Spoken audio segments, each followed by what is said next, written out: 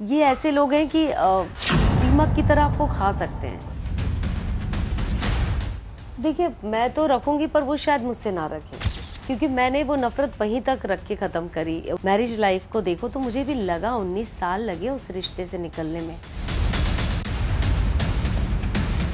जो ज़ुबान की कोई वैल्यू मुझे नहीं लगती है, कहीं भी कुछ भी बोल देती हैं। सो उस चीज़ को तो मैं इतना ज़्यादा तवज्जो नहीं दूंगी। कैसे मैं इस घर में रह सकती हूँ जिस आदमी के दिल में मेरे लिए इतनी नफरत है। हेलो हाय नमस्ते, मैं हूं अंपिका सिंह। स्वागत है आपका बॉलीवुड नाउ में। तो आज हमारे साथ है Alia. Hello Alia, welcome to Bollywood now.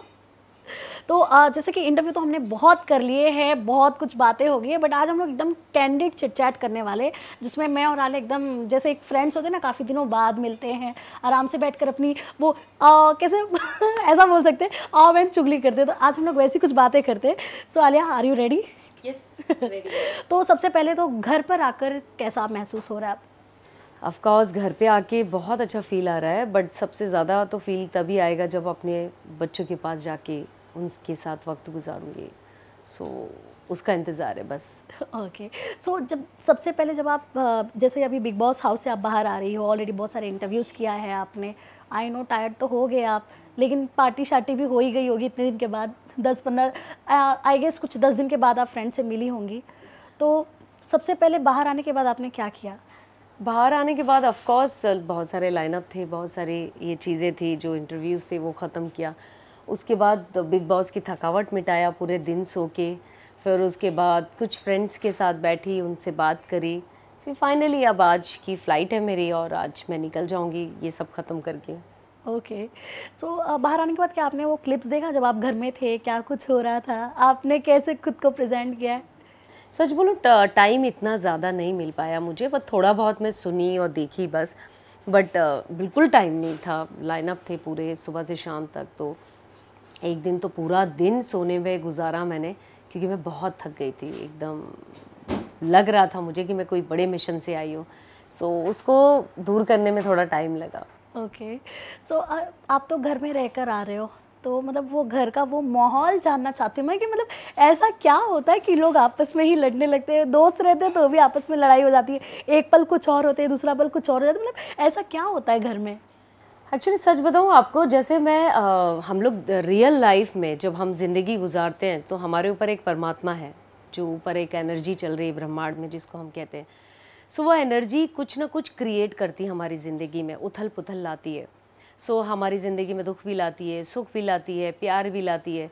उसी वक्त हमें एहसास होता है ज़िंदगी का कि कितने लोग हमारे अपने हैं, कितने लोग हमारे अपने नहीं हैं, और हम क्या सोच रहे हैं, हम कैसे इंसान हैं, हम कैसा रिएक्ट करते हैं। उसी दौरान हमको पता चलता जब तकलीफ़ें आती हैं हमारे जीवन में। तो बिग बॉस मुझे ऐसा लगता है कि एक ऐसी ही एनर्जी क्रिएट करते हैं, जो कि बोलते हैं आप बिग बॉस ये टास्क दिया जा रहा है, सो बताइए आपके बीच में ये कौन सी एनर्जी है, ये कौन से बुरे लोग हैं जिनको आप पसंद नहीं करते, और उसी के साथ खाना खा रहे हो, उन्हीं के साथ रह रहे हो, और आपको बोलना है क्योंकि ऊपर से ऑर्डर आया और आपको एक आदमी का नाम लेना है। तो सेम चीज़ है, जैसे ईश्वर हमको तकलीफ़ें दे देता है और हमारे अपने भाग जाते हैं, या जो अपने नहीं होते वो करीब आ जाते हैं। उसी वक्त हमको पता चलता है बिग बॉस के घर में कि अच्छा आपकी फितरत ये थी। फिर उसके बाद जिसको टारगेट किया जाता है तो वो आदमी की एक्चुअल जो पर्सनालिटी होती है वो निकल के आती है। ओके, तुमने मुझे ये किया। और जिस आदमी को कोई फ़र्क नहीं पड़ता, जो आदमी कूल रहता है, हर तकलीफ़ से झेल लेता है, तो वो शांत हो जाता है। जिसको नहीं, तो वो ऐसा क्रिएट की जाती है। और मुझे लगता है बहुत अच्छा भी है कि एक बिग बॉस ऐसा माहौल क्रिएट करते हो और आपकी फितरत का पता चल जाता है, और एक्चुअल में आप एक दूसरे से नफ़रत करने लगते हो उस वक्त, और ये सब रियल होता अंदर। सो घर में भी आपका काफ़ी कुछ देखने को मिला है, पूजा जी के साथ और भी अन्य लोग, मतलब कौन से ऐसे लोग थे मतलब जिनकी वजह से आपको ऐसा लगा कि हाँ, कि आपको तकलीफ़ हो सकती है घर में? बहुत सारी एनर्जी मुझे ऐसी लगी जिनकी वजह से मुझे लगा कि मैं दम घुट रहा है मेरा, और सच में मेरा दम घुट रहा था, क्योंकि मुझे ना डबल फेस वाले लोग समझ में नहीं आते हैं। सो मेरी लाइफ का सीधा फंडा है कि मुझे जो दिख रहा है मैं उसी को देखती हूँ, मुझे यहाँ वहाँ देख के फिर मैं वो चीज़ नहीं देखती हूँ। सो पूजा जी हो, चाहे वो बेबिका हो, और चाहे वो फलक हो, अभी हो, ये एनर्जी ने मुझे बहुत ज़्यादा डिस्टर्ब किया है। मतलब ये ऐसे लोग हैं कि दीमक की तरह आपको खा सकते हैं धीरे धीरे। सो वो एनर्जी ने मुझे डिस्टर्ब किया, क्योंकि बहुत छोटी सी चीज़ों को लेकर बहुत बड़ा मुद्दा बना के किसी को जलील करना। सो इससे मुझे आदमी की फितरत समझ में आती कि आदमी की इस मेंटेलिटी का होगा।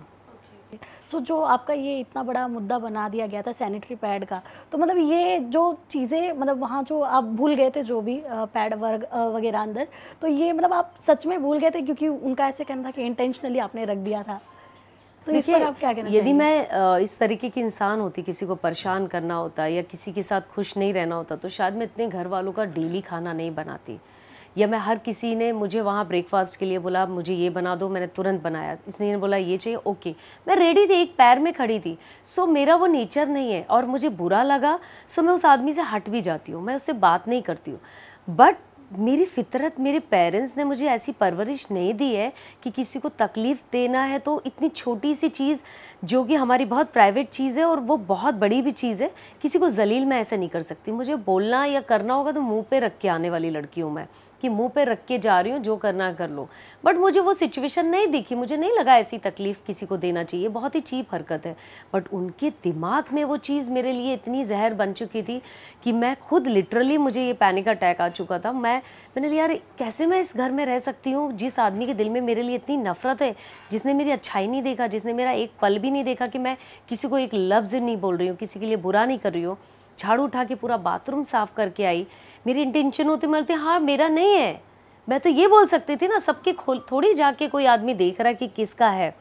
मेरी इंटेंशन होती तो मैं चुप रहती, नहीं नहीं मेरा नहीं है, तो उठा के उन्हीं को करना पड़ता साफ, क्योंकि ड्यूटी उनकी थी। मैंने ईमानदारी से बोला नहीं ये मेरा था, आई एम सॉरी, मेरे से गलती हो गई। क्योंकि उस बीच अभिषेक की तबीयत ख़राब थी, उसके कपड़े धो के मैं निकली और बहुत ज़्यादा मैं भी थक चुकी थी कपड़े धो के, और शावर लिया और फिर बैग पूरी बाल्टी वाल्टी उठा के बाहर आ गई। कॉर्नर पे रखा था, मेरी बिल्कुल दिमाग में नहीं था। सो बहुत बुरा लगा मुझे ये सब चीज़ें, तो इसलिए मैं अंदर ही अंदर बहुत ज़्यादा तकलीफ़ में आ गई थी। तो लेकिन आप वहाँ खुले क्यों नहीं, मैं ये जानना चाहती हूँ। मैं खुलती, ऐसा नहीं है मैं नहीं खुलती, पर मैं यार वक्त के साथ चीज़ें करती हूँ, बेवजह नहीं करती हूँ। मेरी लाइफ में भी तकलीफ़ें, यदि मेरे जीवन की, यदि मेरे पास्ट मेरी मैरिज लाइफ को देखो तो मुझे भी लगा 19 साल लगे उस रिश्ते से निकलने में। तो मुझे वक्त लगता है, मैं ऐसे नहीं कि एकदम आया और एकदम ब्लास्ट हो गई। लॉजिक दिखना चाहिए, सेंस दिखना चाहिए कोई लड़ाई का। मुझे पता आप उंगली कर रहे हो, मुझे नहीं लड़ना आपसे, बट हाँ जहाँ मेरे हलक तक आओगे तो फिर तो मैं नहीं छोड़ती ना, फिर तो मैं एक्चुअल जैसे ही हूँ, गुस्सा मेरा जो है वो तो निकल के आता। सो अभी तो आप घर के बाहर आ गए हो, तो अभी आगे की क्या कुछ प्लानिंग्स आपकी? आगे अभी करियर स्टार्ट करना है यार, आगे एक फ़िल्म डायरेक्ट करना चाह रही हूँ जो शॉर्ट फिल्म है। उसके बाद एक पिक्चर फिल्म जो तीजन बाई है, पांडवानी सिंगर, उनके राइट लिया है मैंने, पद्मश्री पद्म विभूषण उन्होंने लिए हैं, और वो फिल्म कर रही हूँ। सेकेंड अभी एक्टिंग में भी ट्राई करूँगी, क्योंकि ऑफ कोर्स मुझे अपना करियर तो स्टार्ट करना ही है ना। सो आई तो मैं एक्टिंग करने के लिए थी, अब जैसे जैसे काम मिलता जाएगा उसको सर आँखों पे रख के आगे बढ़ती जाऊँगी। अगर पूजा जी बाहर आती हैं और आप मिलते हो तो क्या मतलब वो एक बॉन्ड रहेगा आप लोगों के बीच या नहीं? देखिए मैं तो रखूँगी, पर वो शायद मुझसे ना रखें, क्योंकि मैंने वो नफ़रत वहीं तक रख के ख़त्म करी। उनके जो दिल में नफ़रत थी मेरे लिए, मैं उसी जगह वो चीज़ को ख़त्म करके आ गई हूँ। पर जो बात मुझे लगी मैंने वही बात किया है। बट आने के बाद शायद मेरे को किसी से नफ़रत नहीं होगी, और न नफ़रत तो बोल ही नहीं सकते, ये वर्ड तो मैं नफ़रत तो किसी से कर भी नहीं सकती हूँ। बट ये बोल सकती हूँ कि जो तकलीफ़ हुई है मुझे उनके साथ रह के, वो तकलीफ़ मैं भूल जाऊँगी। बट आने के बाद मैं वेलकम करना चाहूँगी उनको, वैसे ही रहेगा। बट वो घर तक था, घर के बाद मेरा ख़त्म हो गया वो जर्नी। अच्छा आलिया, आपसे जानना चाहूँगी, क्योंकि आप बहुत ही सुलझी हुई इंसान मुझे लगती हो, कि मतलब बहुत सोच समझ कर आप कोई डिसीजन लेती हो या घुसती हो किसी चीज़ में, तो कितना डिफ़िकल्ट होता है जब हम किसी के क्लोज़ रहे एकदम और सडनली उनका कोई और चेहरा देखने मिलता है, तो कितना मतलब खुद को कितना कंट्रोल करना पड़ता है? देखिए मुझे ऐसा लगता है ना कि आप पहली बात तो हम कैसा सोचते हैं ज़िंदगी में, हमारा नज़रिया क्या है। मैं यदि सोचती हूँ अच्छा, और मैं सोचती हूँ कि यार मुझे 3-5 में नहीं पढ़ना, मैं सीधी दुनिया देख रही तो मुझे तकलीफ़ होगी। और यदि मैं सोचती हूँ कि 3-5 भी मेरे दिमाग में है और मेरा भी दिमाग आपसे मैच करता है, तो शायद मुझे तकलीफ़ नहीं होगी। मुझे लगा ठीक है यार, मैं भी तो ऐसे ही हूँ ना, अंदर की सोल तो आपकी बोल देती है ना। तो आपको इग्नोर कर देते हैं, आप फाइट कर लेते हो, चल जाता। पर जैसा आप सोचते ही नहीं हो, क्योंकि आप जैसे हो उसी के हिसाब से आप सामने वाले को जवाब देते हो। सामने वाला क्या दे रहा है, आप मुझे क्या दे रहे हो, मैं वो नहीं लूँगी। मैं क्या सोचती हूँ आपके बारे में और मैं कैसी इंसान हूँ, उसी के बारे में वैसे ही जवाब दूंगी मैं आपको। तो वैसे ही हम सोचते हैं ज़िंदगी में। तो जैसे कि आप तो अभी खुद 2 बच्चों की माँ हो, आपको पता है बच्चों से कितना गहरा रिश्ता होता है, बट क्या आलिया के अंदर भी कोई ऐसा इंसान छुपा है जो सोचता है कि हाँ मुझे भी कोई आए, मुझे पूछे, मुझे हक करे, मुझसे बातें करे? मेरे अंदर बहुत बचपना है, सच बताऊँ मैं बहुत मस्तीखोर हूँ। मतलब वक्त के साथ वो चीज़ें दिखती आती भी, मैं बहुत खुश रहना पसंद करती हूँ अपनी लाइफ में। और है मेरे अंदर वो चीज़ें हैं, वक्त के साथ सारी चीज़ें दिखेगी। ओके अभी हाल ही में बिग बॉस हाउस में जैसे सब बोलते थे कि हाँ परिवार वाला शो है, बच्चे बड़े सब देख सकते हैं। हाल ही में एक इंसिडेंट हुआ है घर में, अगर आपको पता हो कि फ्रेंच किस हुई है क्या कहना चाहेंगे आकांक्षा और जैद के बीच में? मुझे लगता देखो वो सिचुएशन ऐसी थी और क्रिएट की गई थी, तो आई थिंक वो टास्क था, तो टास्क की तरीके से उन्होंने लिया होगा। बट ये ऑडियंस जो देख रही है वो ये सोच के नहीं देख रही थी कि ये टास्क आ सकता है या किसी आदमी ने ऐसा बोल सकता है। तो मुझे लगता दोनों अपनी जगह सही है। ऑडियंस जो देख रही है वो अपना नज़रिए से देख रही है, उन्हें नहीं पता ये चीज़ भी हो सकती, बट वो टास्क में कुछ भी हो सकता था। सो आई थिंक मुझे नहीं लगता कि ये चीज़ इतना इस चीज़ को बड़ा करना चाहिए। अगर आपको घर में ऐसा टास्क मिलता किसी के साथ, XYZ किसी के भी साथ, तो क्या करती आप? यदि मुझे टीम में जीतना होता और करना होता और तो मैं करती, ऑफ कोर्स करती। मतलब आप इंडियन मतलब नेशनल टीवी पे आप ऐसे हाँ, कर सकती थी, क्योंकि मुझे लगता वो टास्क है और मेरी टीम को जिताना है। और जब मैं किसी काम को कर रही हूँ तो उसको 100% दूँ ना। फिर मैं अब मैं एक्टिंग में जाऊँगी, कल को कुछ करना है मुझे पता है ये चीज़ें, वो हम फिल्म से बाहर, मतलब फिल्म में रह के हम बहुत सारी चीज़ें बोल सकते नहीं कर सकता। वो टास्क ऐसा था कि मेरी टीम मुझे किल कर देगी या उसकी वजह से हम बहुत सारी चीज़ें हार सकते थे। तो वो टास्क के टाइम पे तो मुझे लगता कि कर सकता आदमी। राइट वो काफ़ी लोग यहाँ से वहाँ स्विच भी करते रहते, नहीं जो सच है तो हाँ, सच है। हाँ राइट। तो लेकिन अगर आपको बोलते कि हाँ ये 3-4 लोगों को खड़ा कर देते आपके सामने और उनमें से किसी एक को चुनना रहता कि हाँ टास्क कंप्लीट करने के लिए आपको चॉइस मिल रही है, आपको ही किसी एक कंटेस्टेंट को किस करना है, तो वो कौन होता? वो पहली बात तो मैं बिग बॉस से आ गई हूँ और उधर तो मैं जाना नहीं चाहती अभी। सो वो टास्क उन तक था, ये मेरी एक बात थी कि हाँ ऐसा होता तो हो सकता था, बट सिचुएशन राइट नाउ एकदम चेंज है। सो हम लोग इस पर बात नहीं करना चाहिए आई थिंक। ओके तो जैसे कि आप कह रहे हो कि आपको एक्टिंग की दुनिया में कदम रखना है, तो मतलब कैसे कैरेक्टर्स आप प्ले करना चाहते हो ऑन स्क्रीन? डिपेंड लोग मुझे कैसा देख रहे हैं। जब स्क्रिप्ट होती, डायरेक्टर होता, उसका विजन होता, तो वो कैसा देख रहे हैं। सो मैंने कुछ सोचा नहीं है, मैं ज़्यादातर तो ऐसा दिमाग में कुछ लोड लेके नहीं चल रही हूँ। लेकिन अगर एक्शन करने का मौका मिले, क्योंकि मुझे ऐसा course, लगा मैं कि आलिया बहुत sportsman- अच्छा एक्शन कर सकती है। यस मैं स्पोर्ट्समैन हूँ, नेशनल मेडलिस्ट हूँ और मैं स्पोर्ट्स एक्शन हो चाहे जो भी हो सभी करेंगे। मैंने एक इंटरव्यू में देखा था, आपने ऐसा भी कहा है कि आपको मूवी प्रोड्यूस भी करनी है, तो इस बात में कितनी सच्चाई है?